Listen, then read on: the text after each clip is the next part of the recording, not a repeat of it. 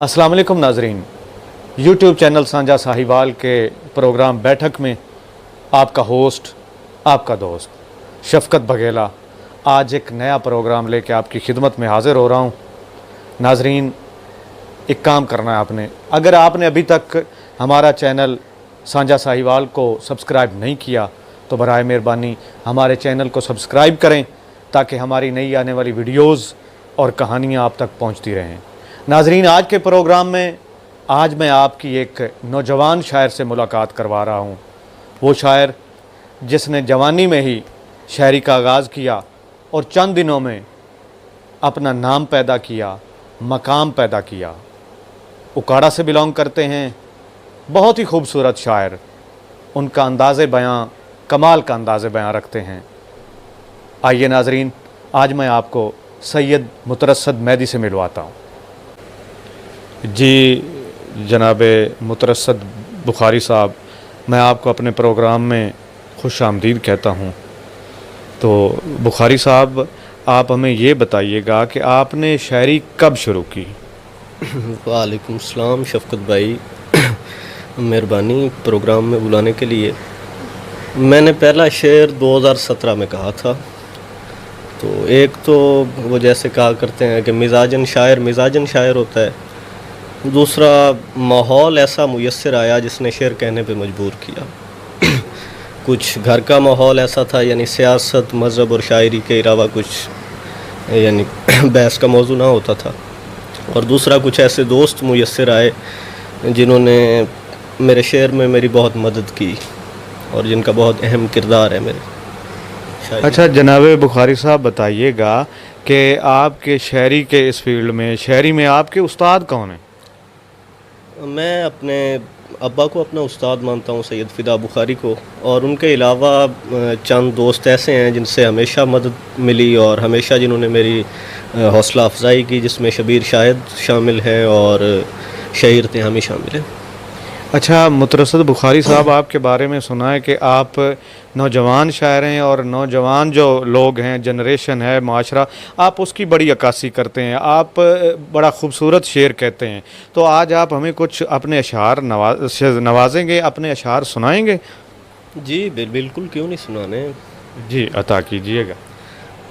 2-4 कतात से शुरू करता हूँ कि मयान दश्त मुहब्बत के सार बानों को, मयान दश्त मुहब्बत के सार बानों को कभी तलाश किया और कभी बुलाता रहा। वाह वाह वाह। मेरी नज़र में खुदा भी था और दुनिया भी, पर एक तू ही मुसीबत में याद आता रहा। वाह वाह वाह। और एक कथा और देखिएगा कि झूठ बोला नहीं कभी मैंने, इसलिए कम सुनाई देता हूँ।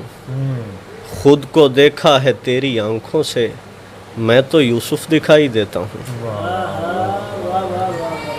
और एक कथा और शफ़क़त भाई देखिएगा। वो जिस तरह का यकीन तुम खुदा पे रखते हो, मैं उसके प्यार पे वैसा यकीन रखता हूँ। मैं चाहता हूँ फलक और ज़मीं में रब्त रहे, सो उसके होंठों पे अपनी जबीन रखता हूँ। सो उसके होंठों पे अपनी जबीन रखता हूँ। और एक कथा और, अब आपकी नज़र भूल गया। एक गज़ल के चंद अशार देखिएगा। जी अता कीजिए। हम जो उस शख्स की पहचान हुए जाते हैं, मुश्किलें झेल के आसान हुए जाते हैं।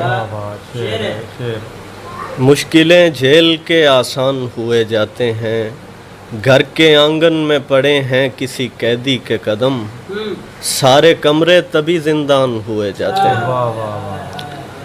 घर के आंगन में पड़े हैं किसी कैदी के कदम, सारे कमरे तभी जिंदान हुए जाते हैं। वो ख़ज़ाओं में भी ताज़ा है बड़ी हैरत है। वो ख़ज़ाओं में भी ताज़ा है बड़ी हैरत है। वो ख़ज़ाओं में भी ताज़ा है बड़ी हैरत है। हम बहारों में भी वीरान हुए जाते हैं।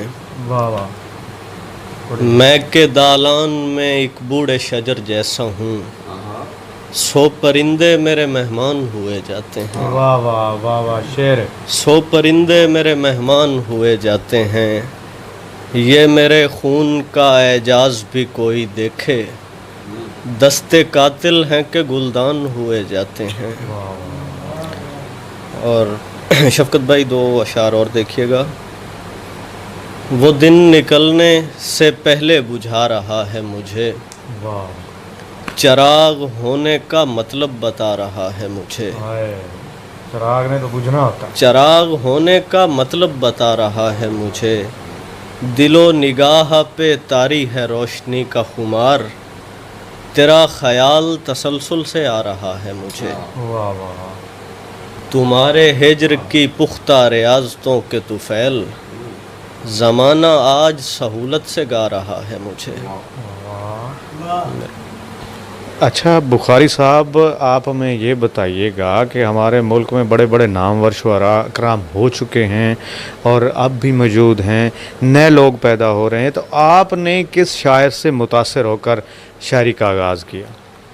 دیکھیں شفقت بھائی، موضوعات تو وہی ہیں، یعنی ایک چیز ہے جس پہ شعر کہا جا رہا ہے، تو تمام اگر 10 شاعر اس کو دیکھ کر شعر کہہ رہے ہیں تو وہ چیز ایک ہے، میڈیم ایک ہے، لیکن وہ ایک مختلف انداز سے شعر کہا جا رہا ہے اور کہا جاتا رہے گا۔ اچھا، جو نئے شعراء ہیں ان میں سے آپ کس کو لائک کرتے ہیں؟ دیکھیں شروع میں تو جیسے شاعرانہ مزاج کے بندے کو شروع میں جان ایلیا اٹریکٹ کرتا ہے، یعنی جان ایسا شاعر ہے جو ہر بندے کو اپنی طرف کھینچتا ہے۔ اس کے بعد جمال احسانی نے بہت اٹریکٹ کیا اور جمال احسانی کو بہت پڑھا، اور اگر موجودہ دور میں دیکھیں تو تہذیب آفی نظم بہت اچھی کہہ رہے ہیں، ان کی نظم بہت یعنی ایک جدا گانا نظم ہوتی ہے باقی شعراء کی نسبت، اور اگر غزل میں دیکھیں تو عمیر نجمی اچھے شاعر ہیں۔ اچھا بخاری صاحب، ایک اور بات بتائیے گا، چونکہ آپ عمر میں ہم سے چھوٹے ہیں، آپ ابھی شاعر بن چکے ہیں، کوئی تو چیز تھی جس نے آپ کو اس طرف اٹریکٹ کیا یا اس طرف آپ کو بھیجا، آپ نے شاعری شروع کی۔ اچھا، زیادہ تر لوگوں کو خیال یہی ہوتا ہے کہ جو شعراء ہوتے ہیں یہ کسی سے عشق کرتے ہوتے ہیں، کسی چیز سے ان کی لگن ہوتی ہے تو اس وجہ سے یہ شاعری شروع کرتے ہیں، پھر اپنے محبوب کا ذکر کرتے ہیں۔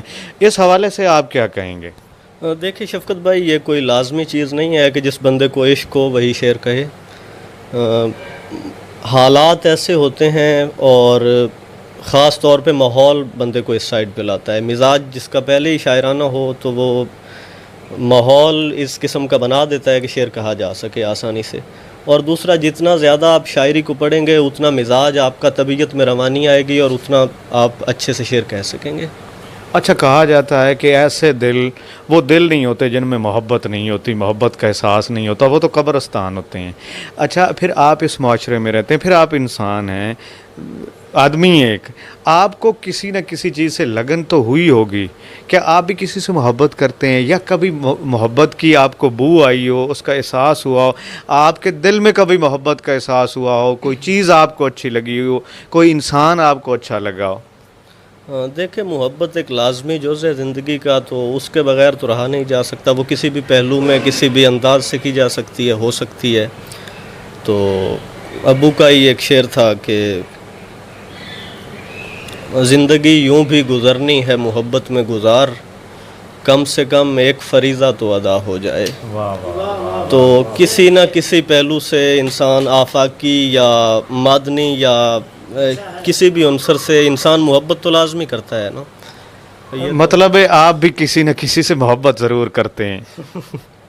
اب یہ تو کیا کہا جا سکتا ہے اس پہ، محبت تو لازمی چیز ہے نا، وہ تو بندہ کسی نہ کسی طرح لازمی کرتا ہے اور لازمی چیز ہے۔ اچھا، ماشاءاللہ آپ نے فدا بخاری صاحب کا شعر سنایا۔ بخاری صاحب تو ایک بہت بڑا نام ہے، اللہ پاک ان کو سلامت رکھے۔ اچھا، آپ ان کے پھر بیٹے ہیں، ہمارے لیے یہ بھی بڑی قابل احترام ہے آپ، اور ہمارے لیے اعزاز کی بات ہے کہ آج آپ ہمارے ساتھ بیٹھے ہیں اور ہم آپ کے پاس آئے ہیں، آپ ہمارے پروگرام کا حصہ بنے ہیں۔ اچھا بخاری صاحب، میں آپ کا شکریہ بھی ادا کرتا ہوں، لیکن ایک گزارش کروں گا کہ آخر میں آپ ہمیں کچھ نہ کچھ ضرور عطا کیجیے۔ جی میں سنائے دیتا ہوں کہ 2 اشعار دیکھیے گا۔ دن نکلنے پہ ستاروں کے نشان ڈھونڈتے ہیں، ہم وہاں ہیں ہی نہیں لوگ جہاں ڈھونڈتے ہیں۔ ہم وہاں ہیں ہی نہیں لوگ جہاں ڈھونڈتے ہیں، اس سے کم کوئی بلندی نہیں بھاتی ہے ہمیں، اس سے کم کوئی بلندی ہمیں بھاتی ہی نہیں، دشت امکان میں تبھی نوک سینہ ڈھونڈتے ہیں، اس سے کم کوئی بلندی ہمیں بھاتی ہی نہیں۔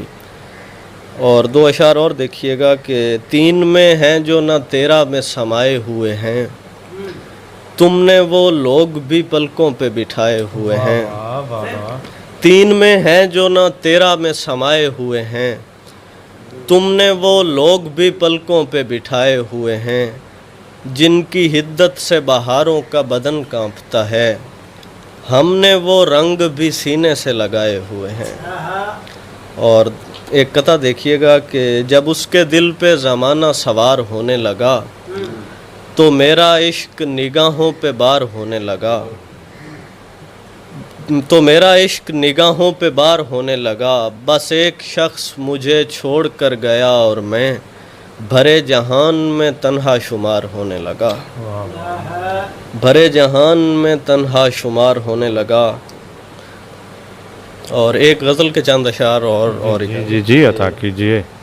ایک روتے ہوئے جوان کا دکھ کون سمجھے گا داستان کا دکھ، ایک روتے ہوئے جوان کا دکھ کون سمجھے گا داستان کا دکھ، خوش زباں شخص ہے وہ کیا جانے، خوش زباں شخص ہے وہ کیا جانے، ایک لکنت زدہ زبان کا دکھ، ایک لکنت زدہ زبان کا دکھ، اب سمندر زبان کھولے گا اور بولے گا بادبان کا دکھ، میں کہ سید ہوں روتا رہتا ہوں یاد کر کر کے خاندان کا دکھ، میں کہ سید ہوں روتا رہتا ہوں یاد کر کر کے خاندان کا دکھ۔ جی جناب مترصد مہدی بخاری صاحب، بہت شکریہ، آپ ہمارے پروگرام بیٹھک میں تشریف لائے، ہم آپ کا تہہ دل سے شکریہ ادا کرتے ہیں۔ تو ناظرین ایک کام کیجئے گا، تو ہمارے چینل کو سبسکرائب ضرور کیجئے گا، کمنٹس باکس میں اپنی قیمتی رائے سے آگاہ بھی کیجئے گا تاکہ ہم آپ کے لیے بہتر سے بہترین چیزیں لاتے رہیں۔ نئے پروگرام تک کے لیے اپنے ہوسٹ، اپنے دوست، اپنے بھائی شفقت بگیلا کو دیجیے اجازت۔ اللہ حافظ۔